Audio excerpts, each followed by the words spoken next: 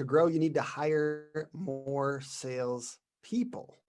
So people think that you need to do that, and that's their mistake. What should you do instead, and why?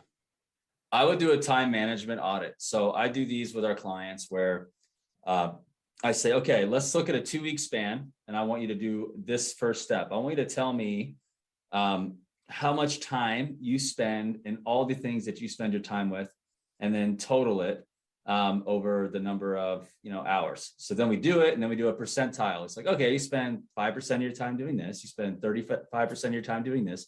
So now we have like a percentile breakdown of their time.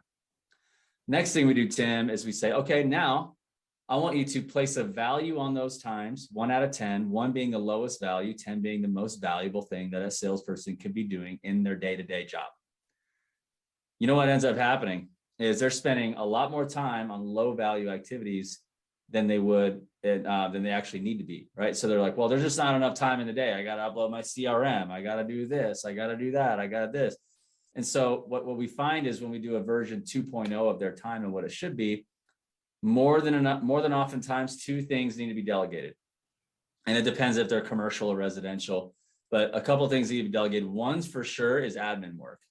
So what we find is that there's a lot more administrative work that's taking up their time that doesn't move the needle, but needs to be done.